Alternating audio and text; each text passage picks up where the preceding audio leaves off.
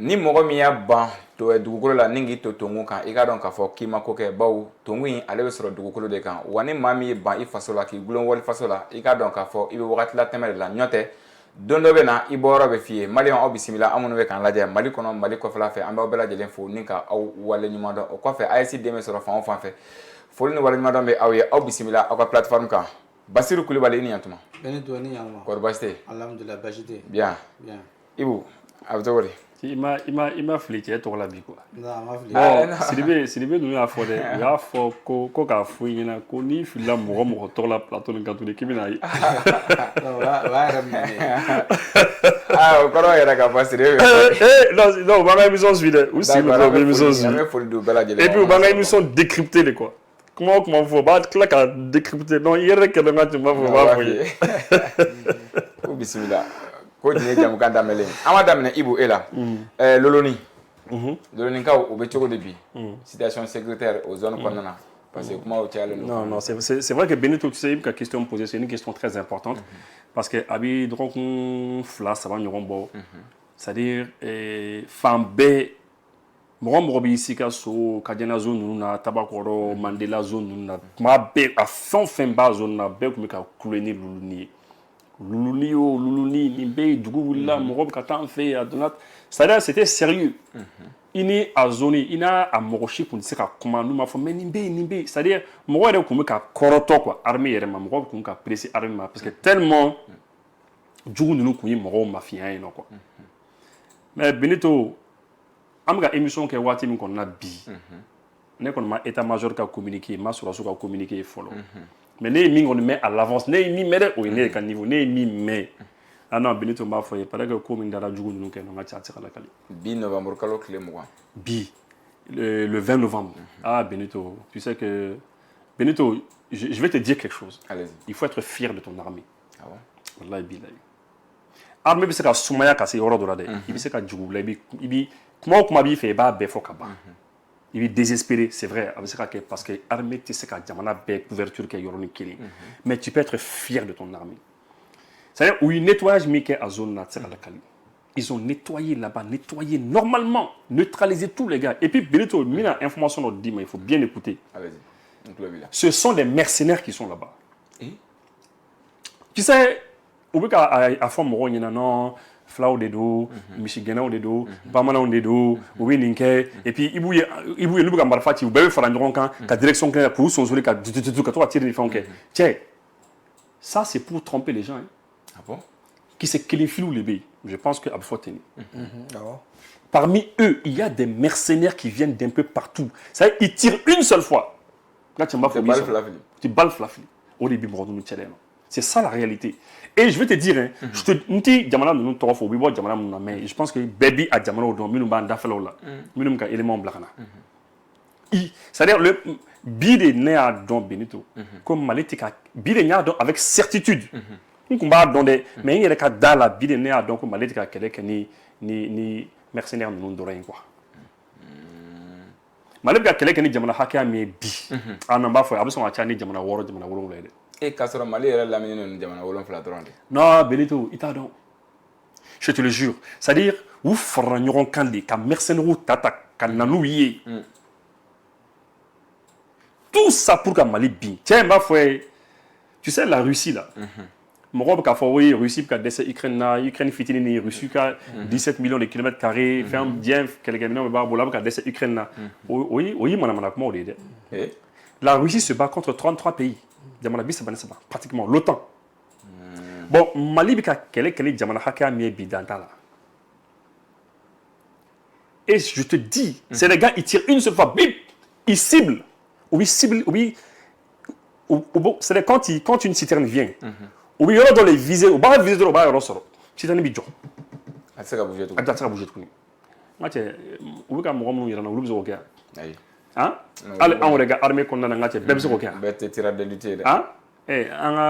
an ka police dɔ bɛ yen on va lui rendre hommage il s'appelle Fadiala il paraît que ale bɛ mɔgɔw dege marifa ci la GMS kuru kɔnɔna na non mon vieux ne ma dara ni dugukolo kan n'i b'a ɲɔgɔn caman sɔrɔ Fadiala non n'a ye fɛn o fɛn viser n ka cɛ ma fa b'a sɔrɔ n b'a dɔn kojugu bon bɛɛ bɛ se ka k'o ɲɔgɔn ye ayi bon donc c'est pour te dire que u y'o mɔgɔw de b'u bolo mais l'armée les a neutralisés on les a fait reculer on les a balayés Tiens, non, il faut saluer les militaires. Hein. Il faut les saluer parce que beaucoup qu'on en a, ça ou là. Fin sous bébé c'est qu'on buntini fin sous bébé ils sont là-bas. Et puis miga mi foyer fana mo de bora a yoro là où ya ki baro la sim.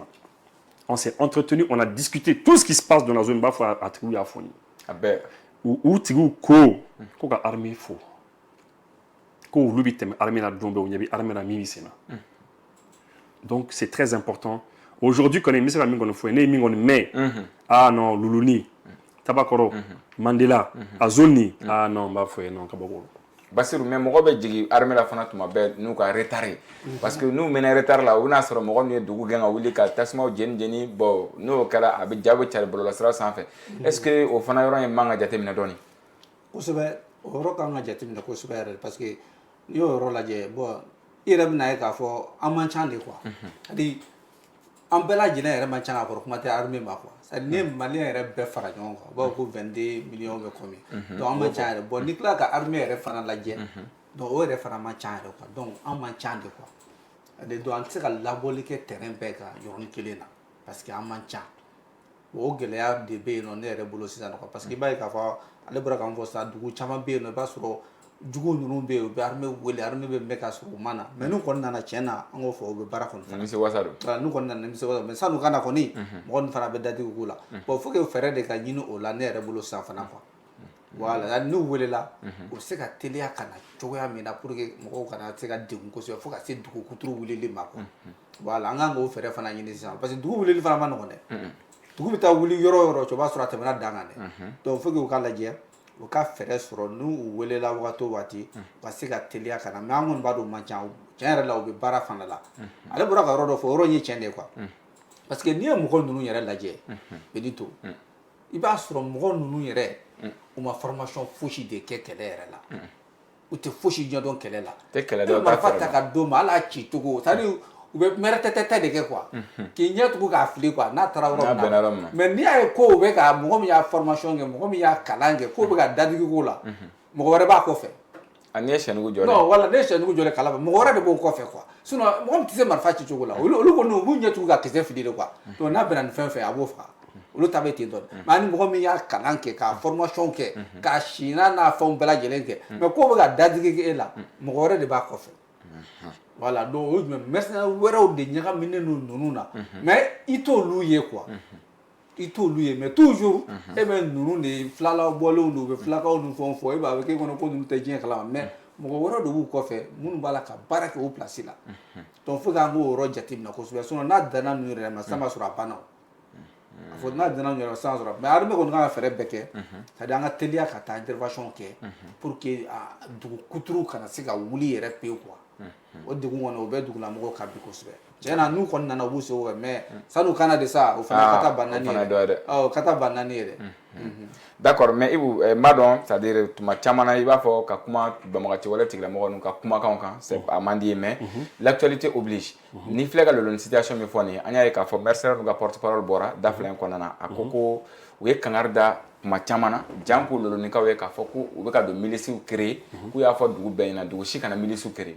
n'i bɛ fara olu kan ou bien n'i bɛ fara armée kan i ka position clarifier o fila la i ka taga yen pour que k'u kɛlɛ mais aw kana milisi créer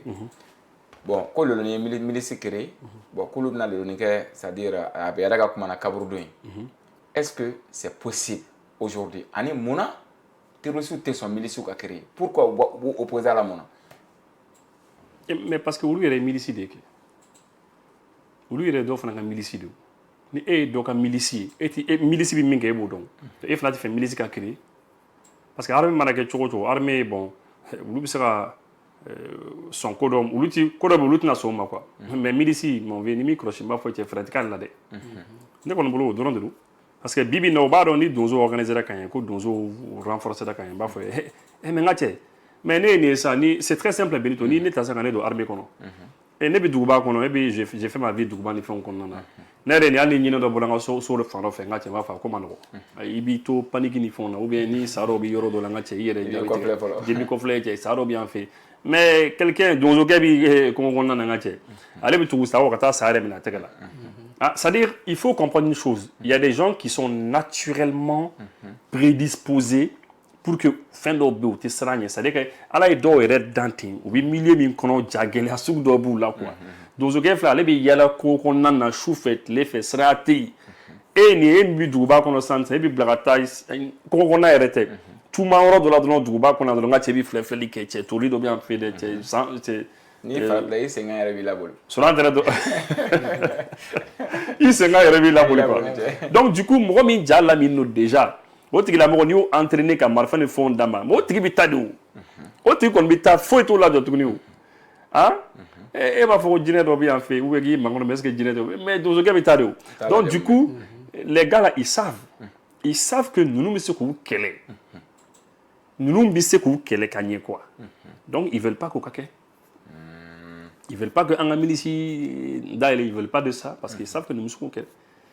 donc a ko fana n'a avantage d'inconvénient de don parce que voilà en tout cas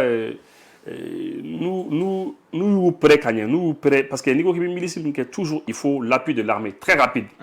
parce que c'est comme une armée donc il faut que armée ka se ka se a yɔrɔ au cas où mɔgɔ ninnu bɛ na avec de très grandes puissances parce que tu sais que ce sont des cons, hein. Ce sont des cons. Et ils vont savoir que vous êtes peut-être 100 personnes, 150 personnes, ou vous serez à 300, 400, ou vous avez des armes lourdes sur le bas d'oyer, kaka du bêti, ok, exemple, moro jabisra. Donc, il y a fait il faut armer kaka au coffre toujours, pour que au moment les mercenaires yoro, kabo Europe duni yoro là, atigi mana bo yoro là, donc il faut qu'à neutraliser quoi. Voilà, c'est ça. Basiru mais o waati kelen na mɔgɔ caman bɛ k'a ɲini jamana fɛ ko ka Burkina ta ɲɔgɔn créer c'est à dire a bɛɛ o VDP kelen de c'est volonté ninnu ko k'a ɲɔgɔnna créer pour que kɛlɛ ka se parce que ko banbagaci wɛrɛ tigilamɔgɔ ninnu u bɛ kungo min kɔnɔ u bɛ dugu min kɔnɔ u bɛ tɛmɛ sira dɔ de fɛ dugukɔnɔmɔgɔw b'u ye ko mais n'i y'a sɔrɔ fɛngɛ dɔ bɛ yen sisan c'est à dire milice autodéfense dɔ bɛ yen sisan ko o bɛ se ka u kɛlɛ yanni armée ka na appui la est-ce que o proposition ye jamana man kan tɛ ka filɛ tiɲɛna o kan ka lajɛ ji ɲɛma jɔlen na parce que n'i y'a ye ko e yɛrɛ ka kuma ne ko o tɛ ka sɔn o ma k'o man d'u ye donc o kɔrɔ ko malicɛ fila tɛ ɲɛ dangan kelen na quoi o jumɛn ye sisan ni olu armée la soit olu bɛ olu éliminer soit olu fana bɛ ninnu éliminer donc baara o bɛ baara gɛlɛya u bolo kosɛbɛ parce que n'i y'a ye k'a fɔ k'u bɛ ka se population ni fɛnw na parce que arme de t'olu bolo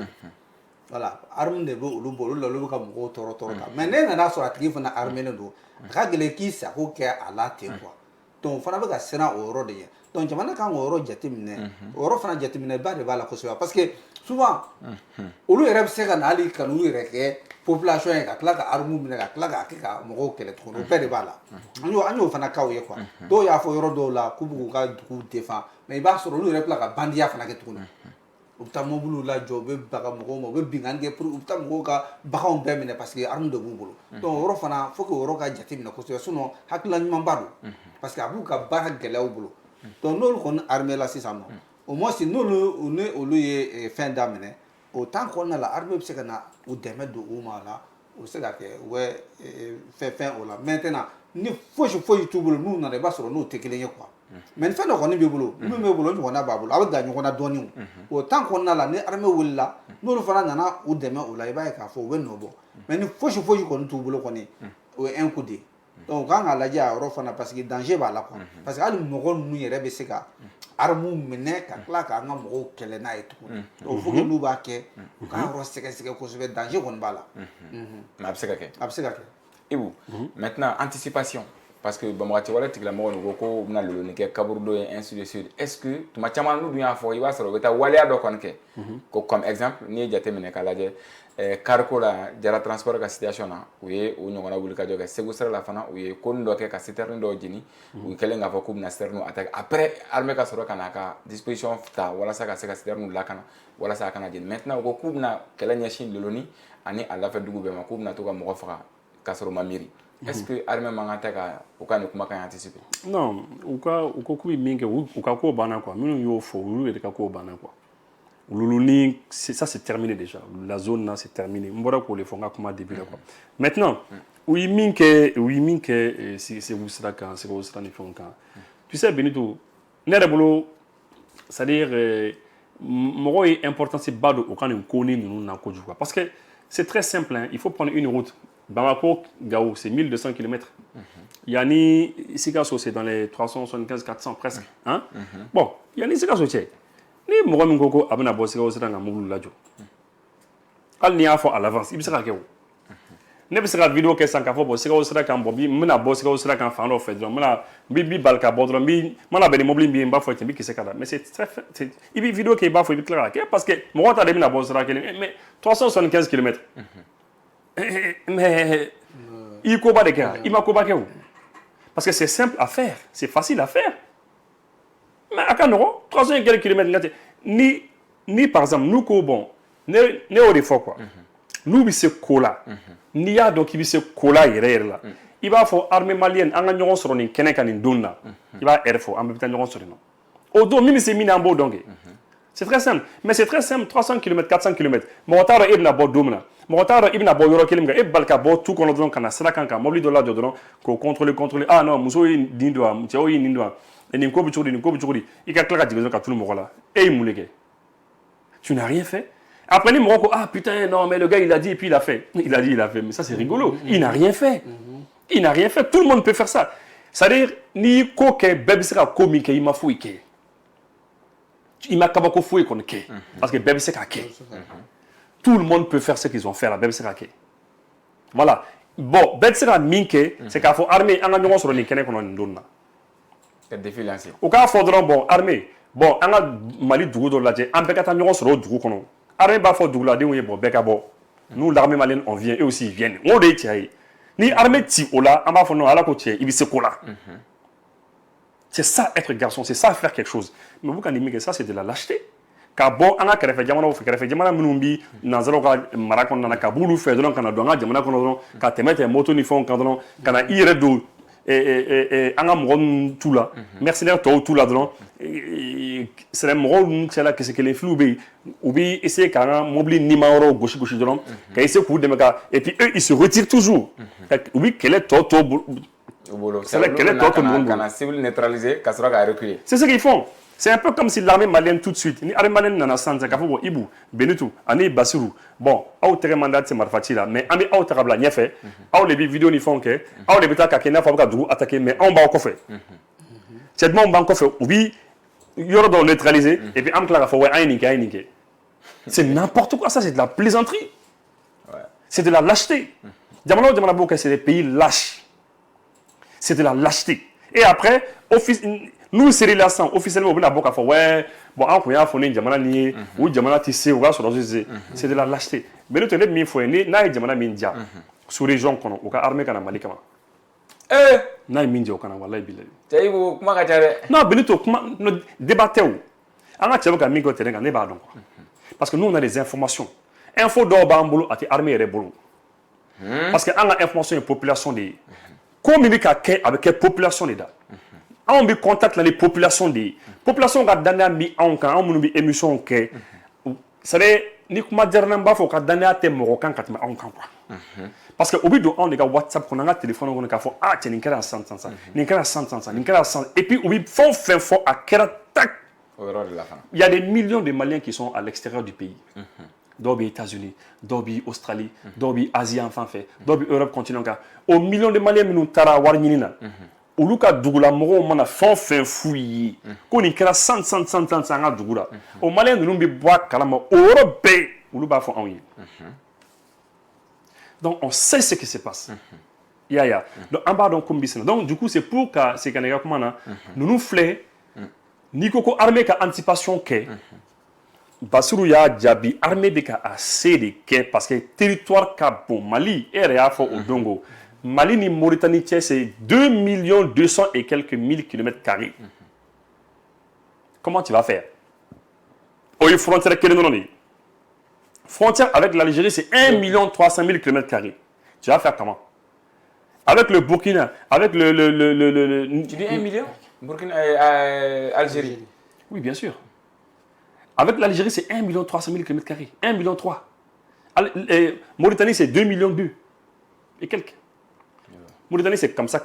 L'Algérie, c'est ça. Donc, il voit avec le Niger.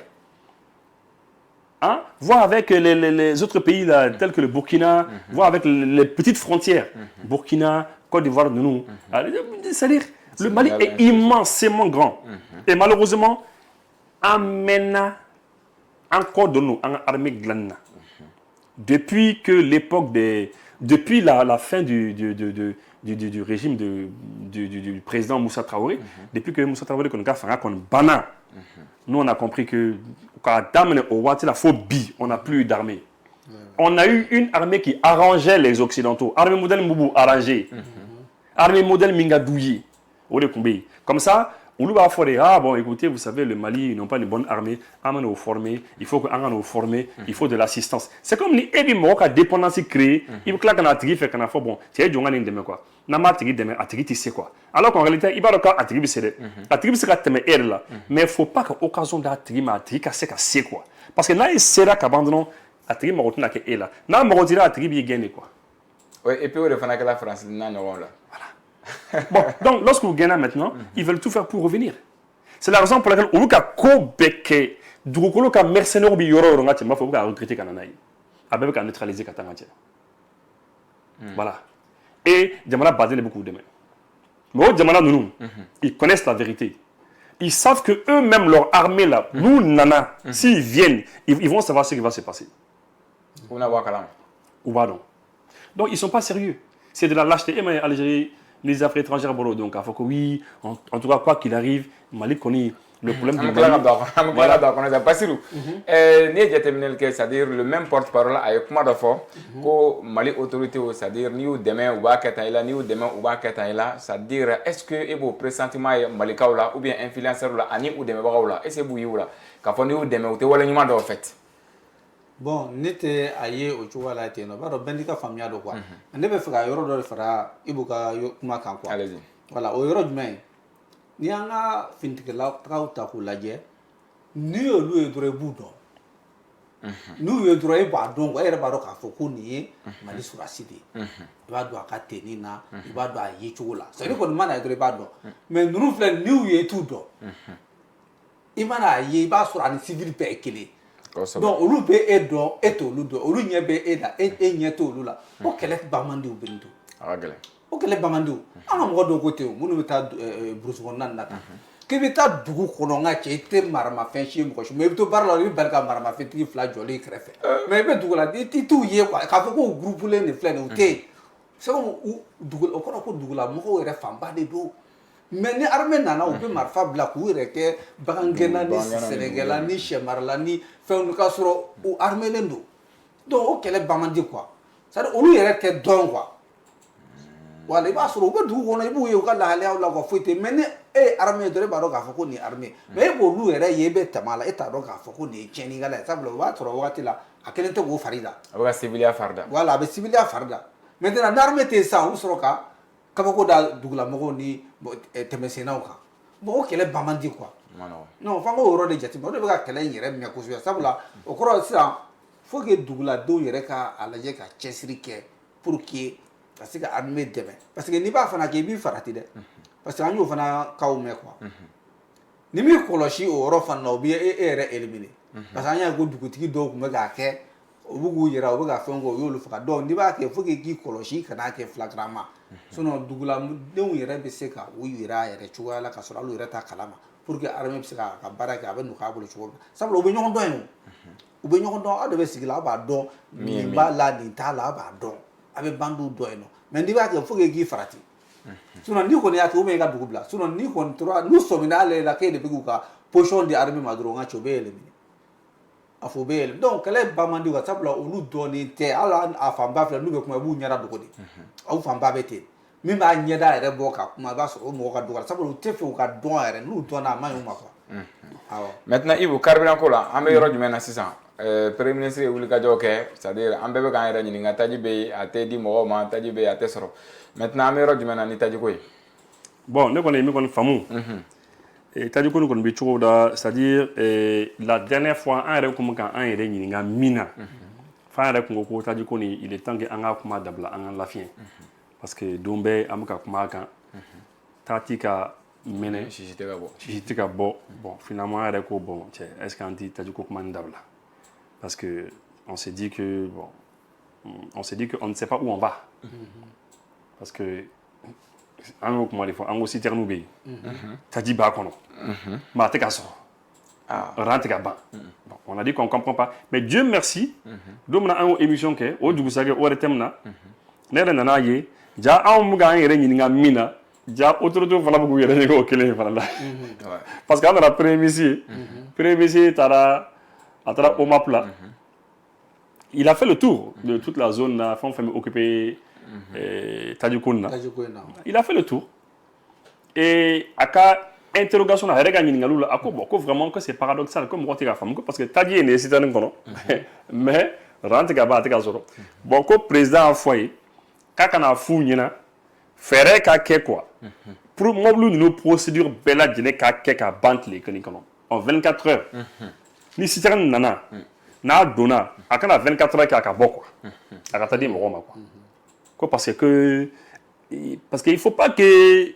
je vais pas dire le mot il faut pas que ninka ke actionner sabotage sur le quoi parce que moro finalement tellement état famo mino est-ce que c'est pas un acte de sabotage est-ce que dans les gars intérêt est tient nous quand intérêt est tient on fait pas faut botter on a cité nous la traîner quoi mais on ne comprend pas donc premier musique on est vraiment il a dit hein, clairement encore vraiment quand tu as femme quoi quand tu as dit Badembe mais rentre à ban c'est quoi il faut donner aux gens à donner quand il était là-bas ça n'a qu'à boire si tu as dit Badembe libère la cabo pour Badembe pour la cata voilà rien. Bon, après, moi j'ai des sources, mais les sources d'obé, minumba euro irlène.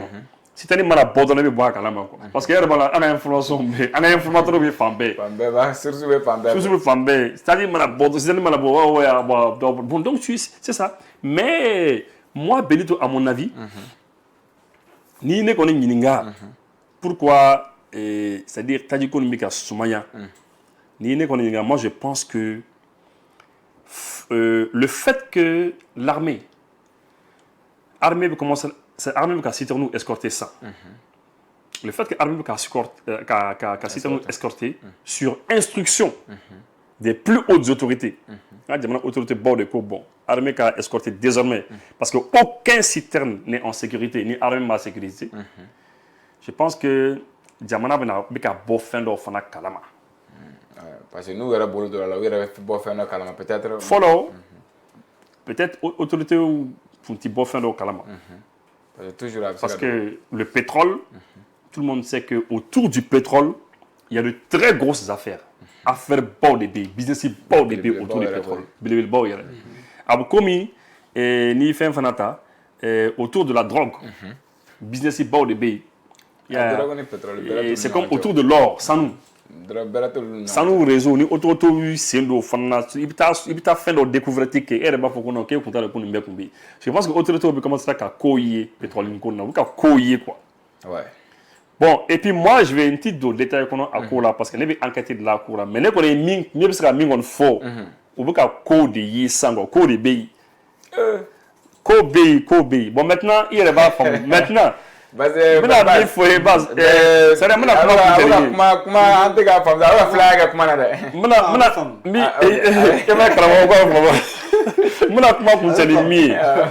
fin que Benito les recettes de la douane Tadjikouna au cas sigidron au cas ici ko ladje ni kalo fla vous allez voir ni recette tout na yele ouais not non, on va faire mais Bassirou ni dun jateminɛ kɛ don kelen min na premier ministre tala ka fu ɲɛna u ka fɛɛrɛ kɛ 24 heures kana citerne sɔrɔ wagati kelen na bureau de pétrole la olu ka ɲɛmaamuso min ale ko k'u bɛ baara kɛ la 24 heures sur 24 mais et pourtant solution tɛ ka sɔrɔ kosɛbɛ tuguni fɛn in na hali n'a sɔrɔ buruburuni dɔw bɛ bɔ mais a bɔta man ca. Bon ni y'a lajɛ an kɔni m'o jɔyɔrɔ ye quoi tiɲɛna population ma an m'o jɔyɔrɔ ye u ka baara kɔnɔna an m'o jɔyɔrɔ ye dɛ n'a sɔrɔ u tun bɛ ka baara kɛ 24 heures sur 24 heures mais an kɔni an ma o jɔyɔrɔba u la mais ne yɛrɛ kɔni y'a jateminɛ cogo min na quoi c'est-à-dire jamana ye fɛn dɔ de ye jamana bɛ kɔlɔsi de n'a a ka baaraw ye quoi surtout ni ɲɔgɔnna baara yɔrɔba il faut que kɔlɔsili dɔw de ka kɛ sen na ni urgence nana tan ne bolo olu yɛrɛ a tun man kan tɛ k'a fɔ ko a ka f'olu ɲɛna k'u kana to ko citerne ka 24 heures kɛ quoi olu yɛrɛ tun kan k'o c'est-à-dire mɔgɔ kan k'i ka baara de kɛ quoi parce que an bɛ wagati min na sisan a mago de bɛ yen a besoin bɛ yen olu yɛrɛ tun kan ka o kɛ u yɛrɛ ma de quoi ne yɛrɛ bolo quoi olu yɛrɛ de tun kan k'o dɔn u yɛrɛ ma k'o kɛ k'a fɔ tiɲɛ yɛrɛ la citerne man ka mɛn an bolo yan fo n'a sɔrɔ ko wɛrɛ bɛ an tɛ min kalama dɛ so ne b'a jɔlen bɛ yen taji b'a kɔrɔ jamanadenw tɛ k'a sɔrɔ mais nafa jumɛn bɔ a la nafa jumɛn e yɛrɛ k'a lajɛ kɛ ne yɛrɛ tɛmɛna da la cour falen don citerne na fo ka na da la mais jamanadenw tɛ ka mais e yɛrɛ k'a lajɛ hakiliba min sigi ka mɛn ko dɔ bɛ yen ko dɔ kɔni bɛ an tɛ mun kalama ko dɔ bɛ yen an tɛ min kalama an t'a bɛɛ kalama mais taji bɛ Mali kɔnɔ a bɛ Bamakɔ kɔnɔ ka taa sanction na u ma se k'o kɛ mais u bɛ ka mun de kɛ yen mais an bɛ k'o de ɲɛɲini u bɛ ka mun de kɛ o wagati kɔnɔna n'a tɛ ka bɔ n'o tɛ ka se ka ban wala an m'a faamu quoi an m'a faamuya dɛ donc o tuma ne yɛrɛ kɔni bolo ministre man ka wuli ka taa olu yɛrɛ de kan ka effort dɔ kɛ k'a jira k'a fɔ tiɲɛ yɛrɛ la o fana b'u seko la jamanadenw tun bɛ n'a fɔ CRTigiw y'a kɛ cogo min na i b'a dɔn ko saya bɛ yen parce que i bɛ se ka fatu mɔgɔ ninnu bɛ se k'i kisɛ k'i la k'i faga mais o tora u ka baara kɛ mais ne k'u sigi ten ko non ko nin taara mɛ sa baara bɛ kɛ yan mais n'a fɔra ko taji fana nana fo ka se Bamakɔ kɔnɔna la fo ka se Mali kɔnɔna la olu tɛ ka se k'o labɔ k'o di mɔgɔw ma u bɛ ka temps ta mais olu bɛ mun de la mais faamaw fana bɛ k'u sigi k'o lajɛ mun de la an ma se k'o yɔrɔ de faamu c'est-à-dire i t'o bila ka so ko dɔw bɛ yen olu bila ka suma tɛ ɲɛ o ninnu ni bila ka suma tɛ ɲɛ nin bɛɛ ye kɛ a nɔgɔnni de kan parce que an bɛ yɔrɔ min na mɔgɔw sɛgɛnna mɔgɔw mago b'a la mais u bɛ k'a bila ka n'an kɔni maa dɔn u ye temps min kɛ ne bɔra ka mun fɔ nin sisan an kɔni m'o jɔyɔrɔ y'u ka baara la k'a fɔ k'u bɛ ka baara kɛ 24 heures sur 24 heures mais o bɛɛ la u ka baara kɔni a ka suma an kɔni bolo. D'accord NDC o de ye civil kura ye bi ko u bɛna o de don u ka kɛlɛ lisi kɔnɔ quoi walasa ka se ka NDC kɛlɛ parce que ko a fɔra ko citerne tigiw ka baara bila ko u y'a ye ko NDC ma baara bila est-ce que citerne tigi dɔw tun ye baara bila est-ce que c'est-à-dire citerne dɔw tun wolomalen d'u fɛ depuis citerne den daminɛna non c'est-à-dire ne kɔni bolo Benito tu sais ni mɔgɔw dɛsɛra quoi des fois i t'a dɔn i bɛna min yɛrɛ fɔ tuguni quoi ni mɔgɔw dɛsɛra sinon ne yɛrɛ ye n dɔgɔnin Abdoulaye ka intervention suit nin kuma nin kan a ko mais ko citerne bɛɛ tun bɛ jeni de o mana bɛn n'a fɛn o fɛn est-ce que o tun bɛ NDC to a ka tɛmɛ wa non NDC tun tɛ tɛmɛ o a si de tun tɛ tɛmɛ voilà maintenant u b'a dɔn k'u tɛ sera ka citerne sɔrɔ de o parce que disposition de taara pour que u kana se ka citerne sɔrɔ ka jeni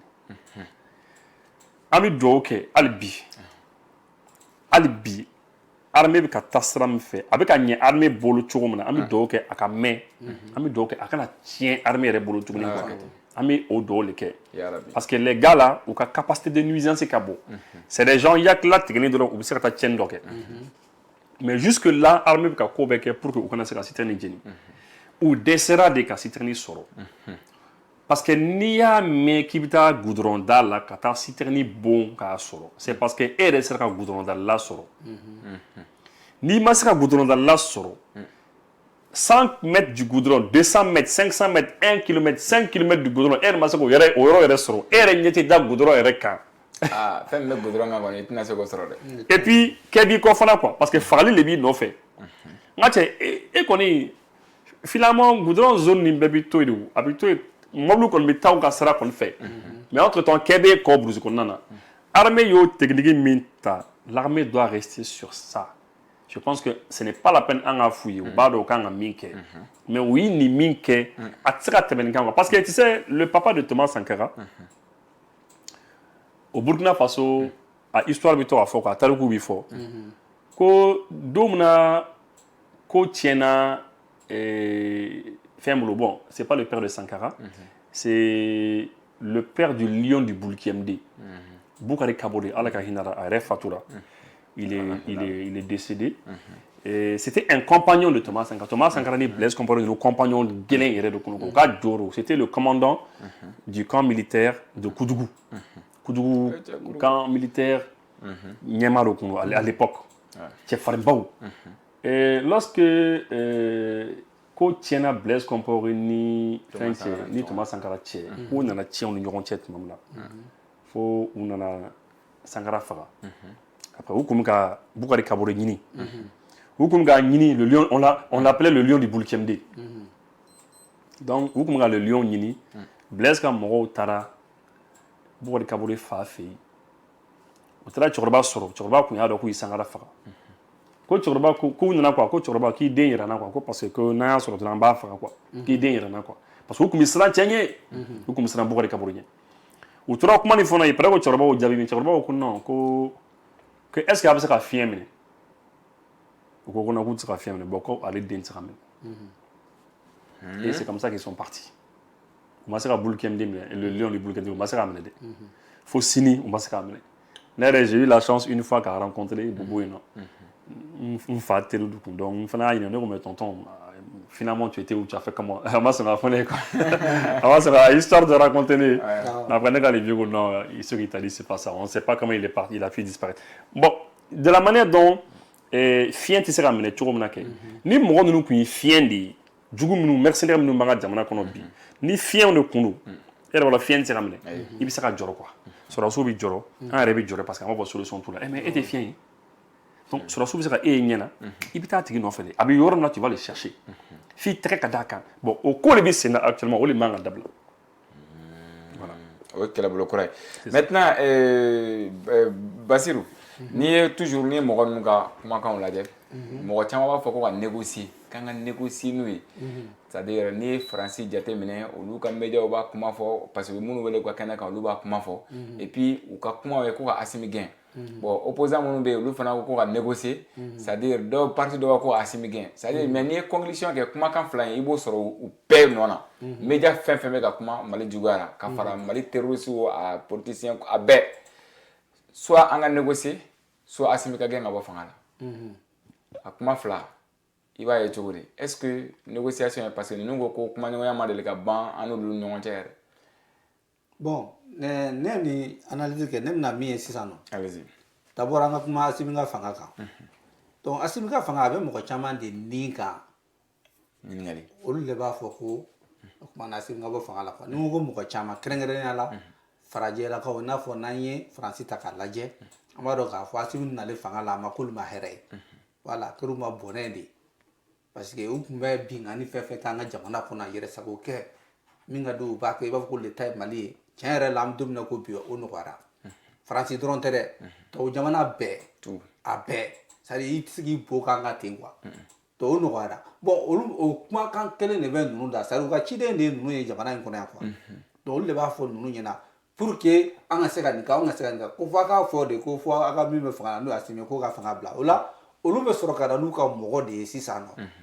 ka na an bɛɛ minɛ k'an d'u ma tuguni sinon Assimi ka fanga bila o tɛ o n'aw bɛ fɛ ka na baara min kɛ a ye se u b'a ka kuma ni ɲɔgɔn ye kɛ a fɔra ko Mali ye sira dayɛlɛ baara ɲɔgɔnya la bɛɛ ni ɲɔgɔn cɛ mɔgɔ o mɔgɔ n'i bɛ fɛ ka na i bɛ na an bɛ sigi ka kuma cɛ de don voilà an b'a tila kɔfasa kan de mais i tun b'a bɛɛ kɛ cogo min na o de banna ka na an ka jamana kɔnɔ ka na an bolola sɔn o de banna mais nin ye ko gɛlɛn yan mais ne kɔni bɛ fɛ i ka na an ka baara kɛ i bɛ na an bɛ baara kɛ an bɛ baara kɛ ɲɔgɔn ɲɔgɔn mais ne ko fɔ non ko fɔ k'a fɔ de ko min bɛ yen ko ka fanga bila c'est que o tigi bɛ ka intérêt dɔn ka sinon e b'a ko ka fanga bila mun na o la an delila ka kuma fɔ quoi ko i bɛ ninnu ye ka président tanu i b'a sɔrɔ o b'u sago de kɛ farajɛ ninnu i b'u ye ka président k'a tanu k'a tɔgɔ duman fɔ non o jamana o cilen don a mɛnna kɔrɔ o jamanadenw salen don a mɛnna sabula a bɛ ka fɛn o fɛn kɛ a tɛ k'a k'a ka jamanadenw kama dɛ ale bɛ k'a kɛ ninnu ɲɛda de kama c'est à dire olu tɛ baara kɛ k'u ka jamanadenw yɛrɛ la wasa quoi n'a ye farajɛlakaw ninnu lamɛn i b'a fɛn fɛn ye a bɛɛ bɛ baara kɛ de k'u ka jamanadenw bila lɛzi la k'u ka jamanadenw lafiya o de la i b'a ye sirabaw b'u fɛ yen kalanyɔrɔbaw b'u fɛ yen nɔ fɛnbaw b'u fɛ yen mais munna o t'an fɛ yan mais pourtant an bɛ se ka ɲɔgɔnna kɛ munna an t'o kɛ parce que anw tɛ baara kɛ k'an ka jamana lafiya ka jamana an bɛ baara kɛ de ka ninnu lafiya quoi parce que ni ninnu ye min fɔ yen e b'o de kɛ olu de y'i ka mɛtiriw ye quoi bon Assimi ninnu nana u sen da o de kan bon o de la u b'a fɔ ko non ko pour que ko voilà ko fo ka kɛnɛ bila donc olu ka se k'u sago kɛ quoi o dɔrɔn de don sinon n'o tɛ ne tɛ kunda nin na o hali n'a Assimi kɛnɛ bila président kɔni bɛna Mali kɔnɔ yan mais munna o n'o bɛ se ka ɲɔgɔn faamu parce que u b'a dɔn o bɛna sɔn o ta ma de peut-être o de b'u kunkolo la quoi. D'accord. Maintenant Ibu négociation niveau la walasa ka se ka bɔ nin situation kɔnɔna na c'est-à-dire ko an n'o ko kuma ɲɔgɔnya ma deli ka ban an n'u ni ɲɔgɔn cɛ don o don k'an bɛ kuma na maintenant opposant minnu bɛ yen c'est-à-dire mɔgɔ minnu bɛ yen n'olu ni transition tɛ hakilila kelen na olu bɛ ka appel kɛ ko ka négocier de mais ninnu ko kuma ɲɔgɔnya ma est-ce que kuma ma tila dɔ la u fila la ou bien dɔ tɛ dɔ ka position kalama. Bon, Bruto, en fait ne kɔni bolo kɔni bon je respecte les gens qui disent de négocier hein. Je sais pas ou ils disent de négocier au milliard de l'eau jamana kɔnɔ bɛɛ n'i hakilinata de don mais mɔgɔ man ka ɲinɛ fɛn dɔ de kɔ Benito quoi c'est que situation dɔw bɛ yen ne t'a dɔn i bɛna négocier cogo min na quoi peut-être nous ko bon écoute Mali bon Mali sɔrɔsiw a y'an ka mɔgɔ dɔw minɛ a fana ka mɔgɔ dɔw fana b'an bolo an ka négocier a b'an ta di an fana b'aw taw di ça peut se faire an b'an ka kɛlɛkɛlaw récupérer o fana b'u taw dɔw récupérer comme ça kɔfɛ tuguni an bɛ ɲɔgɔn na voilà il y a des choses qui peuvent se discuter il y a des choses on peut discuter et puis il n'y a pas de problème mais lorsque quelqu'un te dit bon écoute toutes les citernes qui vont passer, citernes font vraiment nateme, bah bedjeni. Maintenant, avec la ligne kene yere mi, la ligne principale yere mi 600 parce que quoi la ligne va évoluer quoi. La ligne mi bi, c'est que pouvoir mbéo font un ça c'est une revendication politique purement et simplement. Bon, c'est devenu du terrorisme politique. À quel terrorisme politique de ça? Terroriste descend terroriste yala, maintenant dans la politique doit là. Alors, non, ne me citez pas jusqu'à ce que le pouvoir là, au Qatar, quoi. Bon, oui, il y a le connaît. Parce que, hier, à Tite Koumbi, à la Gahinara, à Yabi, à Yamana déstabilisé à Yabi. Après, Ibekanana, à Yamana déstabilisé à Yabi. Maintenant, parce que, pourquoi je dis que Yamana déstabilisé? Parce qu'après, Kofé, on a vu. Quand Nanzara doit y témoignage que le mouvement de Kumbe, nous kumbi ka ibiga kele, ka kum demain, ni Francis Kamorodoyi. Bon, donc en tout cas, depuis Mori Oketa, voilà. Ça c'est un. Et puis deux, tout le monde se rappelle que Farli Djouguminu Fana Kumika ke, Bulkesi ni Yoro Chama Djouguminu Kumika ti, Mondoro nous voilà, Kolongo Fen, en tout cas Djougchaman Tira. Tout ça, Nimbé, Ibeka affaibli. Au lieu de OK. C'est eux qui ont fait tout ça. Finalement, vous avez créé les conditions, Ibeka Fanabina. Donc, moi, dans laquelle Jamana président, aw kon mena o tigi bine quoi. O tigi kera aw few. O tigi make aw few parce que dans un nga problème o de. Président kera ou few. Président make ou few, le bi condition be créer pour ka tigi toro, faut ka tigi bi. Finalement, amana ke tigi. Ko ibeka kumitoka fo ko shala ko la binyana bon. Nala sana binyana bon. Ko ibeka to la ko fa bina. Moi je me rappelle Ibeka Kumbu demain, ni an wala contrat manifester ambassadeur français dalala. Amedo katakatani konnana pour que engagé que sans faire micro mais même ba fa ba fouiller ou rebecto ambassade konnana buka ils ont des jumelles là au ban la tout ça là au ban filmer. Bon. Ibeka Kumbu demain, Ibeka Kumba fa konnana ko il faut qu'on arrête ça. Il faut qu'on arrête ça, que la main que nous donne à manger en loki. Quand on a travaillé de temps en temps. Mais heureusement qu'il nous a beaucoup laissé manifester aussi. Il faut le reconnaître cela. C'est grâce à Ibeka que, sinon on y fait dans le Kuna, on dirait à Blonda ou RFL. Voilà, donc ça, on le remercie pour cela. Donc c'est pour dire que nous, les bien négocier. Donc, Fanga Gata,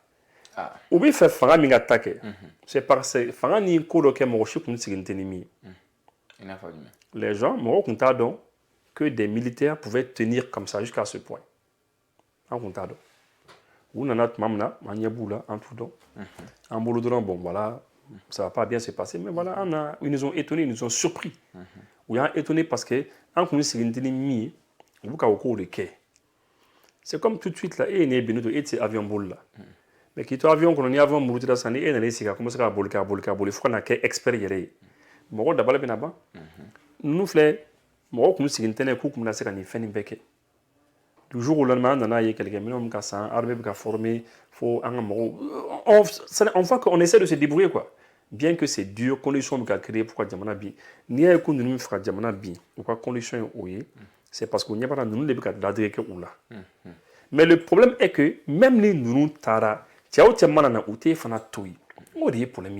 les gens qui disent de négocier là, alini fanga bebo isan, ka ulu yere minu ko ko négocier, ibu ta ko ka jamana nyema oye, ka jamana postu bedouma. Ils vont les emmerder eux aussi. Peluto, quel est l'ennemi au rôle là? C'est ce que moi j'ai dit aux Français là, les dirigeants français, minu muka antorobi. No de fouengo anta contrôle là quoi. En codi mo bi aw yere fait, mo bi fait aw yere kana, c'est-à-dire mo bi fait, c'est-à-dire c'est abi fait mo min kana. Jamana kuna o tigi malana o tigi ni aw be ɲɔgɔn bolo mais a t'o tigi yɛrɛ to yen C'est comme Dougoubaleni, tous les gars. Dougoubaleni fait, est-ce que Diabé? Non, Diaté, n'a de Gunadra King. Dougoubaleni, il est Dougoubaleni de Mwabikiou. Donc, nous faisons la taille au dé, quoi. C'est ce qu'il faut comprendre. Il nous diaraou, il nous m'a dit ou titoyi. En tout cas, où connaît quel Malima. C'est vrai qu'on connaît qu'au Niesi, on a qu'à faire Jamana Ndoma, Côte d'Ivoire, ou Kente ou Niesuma, ou Kente qu'à Niesi, Sénégal, les femmes. Parce qu'il va se ou tout cas programme na follow. Mais le jour que est trop qu'on est dans l'istique, et qu'à Jamana trop dans l'istique au don, à blé kuna, ou nana, ou kubi deme, ou tian, ou bi kere des deux manières. Donc, autant qu'à Moro, c'est un qu'on a Moro Mbou kele. Comme ça, on sera assis sur Alhamdulillah. En a soye odé. Sinon, ce n'est pas qu'on est contre eux. Mais Kaoulou et toi, est-ce qu'elle est banane? L'avantage qu'on a maintenant, l'avantage de Mbambolo Zena, c'est parce que le fait que Outi ensemble, on a Moro formé, on a Moro Rebka, on a Reka Keleke, on a Moro Sekele là. Mais Koulou tient, on a Moro Kunti armée soro. On a Moro Kunti armée soro. Dieu quelqu'un mène bien comme Boulou Boulou Nanaï. Abouka armée de Boulou. Vous les blindés au kono, bifon kono, et puis l'armée malienne nous va voler non, allez-y ici, faites-y, mais on lui de beaucoup faire kono, beaucoup les économes. Mais voilà, on a piqué comme mais maintenant, on y a des bécas, on lui a des équipements au solo. Blindé de quelqu'un mène nous boulot, on y a les on y a des boulot. Les lunettes là, nous y a des que chauffe la fin. Les lunettes de nocturne. Voilà, nocturne, en fanabo, on les fana soro. Fin bout, il y a des boulot, on les pas en fana boulot. Les avions de chasse à bout boulot, fana pas boulot. Donc, quel que soit Alpha, ni les cas parce qu'on est en train d'avoir une armée forte. Et en Diamana, donc, il y a quelle est la sécurité. L'objectif final, c'est ça. En Ereka, en Keleke. En Ereka, c'est du là. Comme ça, on devient une armée forte. Et puis, on les cas ama. Mais au lieu de faire, on les cas ke. Koutoyan, oui, kele. Ou tara, ou gena, oui, kele. Donc, est-ce qu'on peut négocier ça? Ça ne peut pas se négocier. Au fin qu'on disait qu'on négocier. Voilà, Kafoko, bon, je suis un terroriste, mais j'ai des revendications politiques. Ça ne se comprend pas. C'est troublant. C'est troublant. C'est troublant. Faranga de bolo na pour gagner Algérie très rapidement. Bon, faranga mena bula kuma la. C'est-à-dire ni a jetim na sisan. Ni il a parce que ni mo ka ko ni yo de foka, c'est ni ke gora ni mo e. Ibi sala sira chama fait quoi. Nous ka ke ko nanye. Donc toujours il va soro ubi kungo de blandala. C'est-à-dire amuklo ni na bolla wato va soro dien be ka ta quoi. Donc en fait na c'est à développer autour de nous parce que nan na la fia si ça na ke sano ni bandia nous te japana kono fui en crime na ko de avancement oro dio mais tant que quand on bandia ga era baro kele nous la paix dépense pas au niveau d'état donc outil faire di cha anga ko ni voilà anga na la parce que na la faire amna bo fen chama kala amna développer amna fen chama soro kateme alo lu ere kan donc wa ko be faire du bien que ça toujours va sur to ka kabako de down ka to anga to olutukuma toujours qu'on te fait anga yele au sanfé parce que en fait l'islam na natura ta na ma ku la ko na meteme ula mais olutukila mo nyaba parce que ni ay ka foko ngo be fana foko ko ni ala je sa warabo dama olu te ñokon dum surugu dama te ñokon dum parce que waro ko be kile o be niveau kile maintenant ni en fana yele na ka si olu ka niveau masan donc vous savez que bimo waro ga suna en fana table donc bi fere be de ke ku si nda ka pour que on kana c'est qu'à développer par exemple les sano nation nous richine fonna olu ka kele man ron olu ka kele damandi flash la mandi alu kere jamana wala damandi mo ko la parce que muna wasa u fla u be puissance bon et puis puissance te fait mo ga ke puissance o fana o be no voilà amatia ko voilà puissance te mo ga puissance ça souvent va sur fin be ka puissance no nyangodo parce que na mo ya a kere fela fana na ko bina ke puissance nous allez pas connaître parce que voilà donc era e bina ka le nyona de quoi donc allez se ka mara bolé kan bleu en fana ta yode en fait ne amina ke puissance donc faut ka faire bereke ka on jolo kari angana ko puissance parce que ngara puissance ça en on fana de ba fo ça so ko se ka bien kan bleu me faut de fara ka kuma d'accord Ibu Algérie ministre mimbe ne o atafe Mohamed Ahmed Ataf no o yoka ministre mi nyashi no Algérie an jamana wara tia ko nyama akumana tukum malini akumana al maliko la tukum parce que toujours ale koni bon je ne sais pas programme mi kan ba bolo pour mali juga mais malika ma mais ni ngara maliko la akoko solution mimbe ale bolo maliko la ko o de c'est-à-dire diplomatie no ani kuma nyawaya c'est-à-dire mo shida te bo kuma nyawaya mina inclusif ko o dɔrɔn de bɛ se ka kɛ sababu ye ka se ka a ko nɔgɔya quoi pacifiquement k'ale o dɔrɔn de bon ni dun ye filɛli kɛ o la i b'a ye i bɛ accord dɔ de ye o kuma in kɔfɛ est-ce que toujours Algérie bɛ a ka politique kɔnɔ politique min bɛ Mali sama ka taa don peut-être accord dɔ kɔnɔ na hali n'a sɔrɔ an n'u man di nin wagati in na fɔlɔ. Bon, Benito, tu sais que Algérie, ministre des Affaires étrangères, franchement, ata tokera djuguya blin yere de quoi. Ka djugu de. Ouh là là. Franchement, c'est un problème. Hein? C'est-à-dire, ate fanga snoro quoi. Ate fanga snoro, ate fanga lafia. Mais c'est grave. C'est-à-dire, amana ta yoro dien yoro faka kuma malika. Il n'arrive pas à nous oublier. C'est là que tu arrives à comprendre Benito. C'est là qu'il va famou à quel point moi nous qu'on fait en fait. Hein? C'est là qu'il va famou ko yankou taï. Et ma Hollande yere ka bo France Hollande bora ka kuma. Mais n'est pas problème mi. Mais beko Mali. Ja. En fait, jamana ni yere ku ta yere de quoi. Tu sais parce que nous quand réagit toujours là. Le ministre des Affaires étrangères de l'Algérie, Ahmed Attaf, a réagi toujours là. C'est comme ni il a fait comme Bibolo, il a propriété Bibolo à mener là quoi. Il va qu'elle des quais quoi. Il m'a dit tu es obnubilé par ça. Fika comment des fois quoi. Quand on a comme Mali qu'elle est comme t'es c'est un bantan qui amata sigafo. Mais ama ban sigafo mo. J'aime ban sigafo ma tout loga. Dia on a mo je ban sigafo mo. Mais ça dépend de mime la force sigafo là. Ça dépend de ça. Tiens, Benito, ne kon bi do ke nga jamana ko. Ni do ke AUSC. AUSC bi ne ka seli kono tuma pe. Je souhaite que vraiment nous nous bi kele mina. A kele kanye au boulot quoi. Je ne dis pas que parce que moi mon émission la diable, c'est pas que moi mon oui, vous êtes les supporters de la transition, à vous faire donc font nous ya ke ata force, c'est pas ça hein. Ni en émission la dit en ordre en bi kuma do fo transition vraiment nous on n'est pas tendre basi ni basi en kalamo ni mimba ba fo. Ni mimbe ne fana en fana banta fo. Ce qu'on pense on le dit. Mais ce que moi je peux dire nous flemme nous bi fangana bi AEC konnana. C'est-à-dire que vous soyez ensemble ou pas. Il faut reconnaître que vous avez jamano la avancé.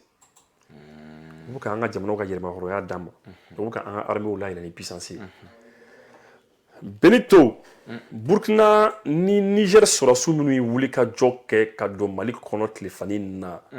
Minum ka donner citerne et minum ka donner fin woro yi. Non mais mon frère non, faut population ka fouiller. Tellement AUSC armée ka barake. Non, je te dis hein, c'est du très lourd. Minum ta plateau né do yi nazaro ka plateau kan ka fa kono ko en ma ko taji do ko nganga bo Burkina bien ko Niger ko antika so bien ko gelaba ko la c'est Benito c'est information tout boulot ou bien ko Côte de wala kan de taji ko la kan dun te ko fo era ko mais ko AEC flene ko ni discours batte ñoo fa kan te ka fo ñena wa ñoo Benito parce que né o faut voir simna sur nous quoi allez Serge Daniel nous quoi moi ce n'est pas parce que ibita sur plateau de camp minga di dai ko fo ko bi ke quoi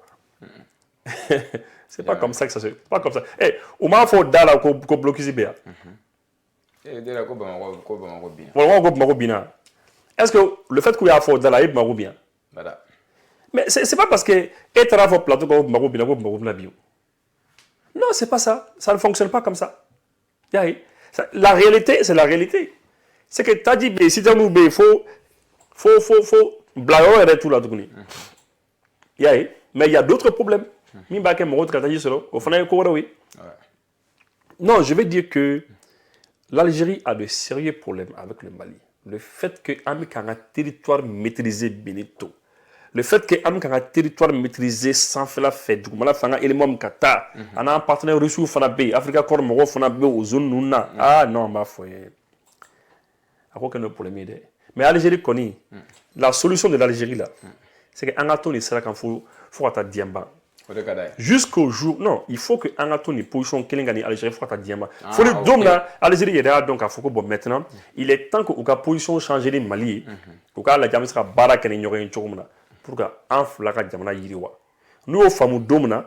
au dôme fana ametano quoi. et à son Ahmed Attaf koni ale kunkolo kɔni tiɲɛna a mana taa diɲɛ yɔrɔ la kuma Mali kan et pourtant hali n'a donna ka ɲɛgɛn kɔnɔ a bɛ kuma Mali kan a wulila CJ la a ma sɔn ka taa bolila o donc c'est un problème mais nous on a compris mais u yɛrɛ ka ni ɲɔgɔn cɛ c'est-à-dire kunnafonidila camanba de bɛ ka bɔ n'a ye c'est-à-dire u ka ministre de fɛngɛ chef d'état-major général n'o ye Sɛngɛrɛ ani tɛngɛ Tebuni yɛrɛ dama ni ɲɔgɔn cɛ ko sama-samali bɛ yen parce que yɛlɛmali dɔw bɛ ka don armée kɔnɔ mais semble que kunnafonidilaw ka sɛbɛnni la Tebuni bɛ fɛ ka kotigiya minɛ c'est-à-dire Sɛngɛrɛ y'a la bɔ o ɲɔgɔn sama-sama b'u ni ɲɔgɔn cɛ mais Sɛngɛrɛ y'ale nana ni Tebuni min nana ni Sɛngɛrɛ ye ka Sɛngɛrɛ bila poste ba la n'o o fatura ni voilà tu sais que l'Algérie c'est un état comme un de là qu'a fɔ c'est un état qui est dirigé par des militaires de bɛ ka jamana bi militaires de bolo bon et puis u nana ni civil dɔ ye k'o kɛ président ye mais situation yɛrɛ militaire yɛrɛ de bolo donc olu kɔni bon toujours tension ni fɛnw bɛ se ka don ni ɲɔgɔn cɛ mais après bon c'est pas fɛn bɛ se ka bɔ a la mais Tebuni yɛrɛ b'a kalama k'a fɔ ko fanga fanba Algérie a bɛ mɔgɔ min bolo o ye Sɛngɛrɛ ani sɔrɔsiw de ye Tebuni b'o dɔn il le sait il est conscient de cela a tɛ se fana k'a fɔ k'a bɛ risque ta k'a fɔ k'a bɛ ko dɔ kɛ Sɛngɛrɛ na n'a kɛlen b'a fɔ Sɛngɛrɛ bɛ ko d'a kan Basiru Mali Algérie situation i bɛ mun faamu a la bon ne bɛ min faamu a la i b'a dɔn nin bɛɛ ye intérêt ko de ye quoi ni ko Algérie ka intérêt min tun bɛ Mali kɔnɔ n'i y'a lajɛ sisan nɔ banbagaci minnu tun bɛ Mali kɔnɔ fɛ an fanw fɛ Kidali an fan ni yɔrɔ tɔ ninnu na n'u tun y'an ka sanuw bɔ u y'an ka dugukolo kɔrɔ juguyɔrɔ fɛn fɛn bɔ u tun taa n'a min a bɛɛ tun taa Algérie de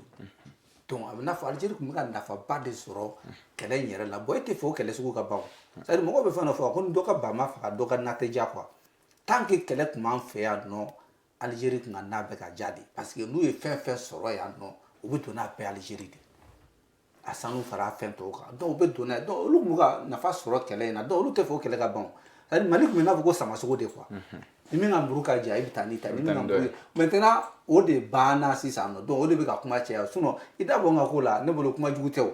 i da bɔ a la k'i k'a to a bolo ni mɔgɔ ko sisan i da bɔ n ka ko la i k'a to n yɛrɛ bolo mais a ma ban n'a bi e de b'a la k'a fɔ diɲɛ don o don i mana taa diɲɛ fan o fan a y'a lajɛ sigi k'a fɔ a bɛ tan a bɛ tan non o tɛ a fɔra k'e k'i da bɔ a la i da bɔ a la hali mɔgɔ wɛrɛ bɛ sigi k'a fɔ kɛ mais i da dɔ tun b'a la i ma se ka ko ɲɛnabɔ san joli a b'i bolo i ma se ka an nana ye k'a fɔ e yɛrɛ de bɛ k'a tɔ bɛɛ ɲagami n'a fɔra k'i k'i da bɔ a la ne yɛrɛ bolo wagati la e k'i da bɔ a la i k'a to i ban na n'a mago b'i la an bɛ s'i ma o mais chaque fois e bɛ k'i yɛrɛ kɛ i n'a fɔ ko e de bɛ olu yɛrɛ commandé o fana man d'an ye o chaque fois olu de bɛ bɔ ka kuma i b'a fɔ ko olu de b'an commandé quoi Algérie yɛrɛ ye jamana de ye i b'a dɔn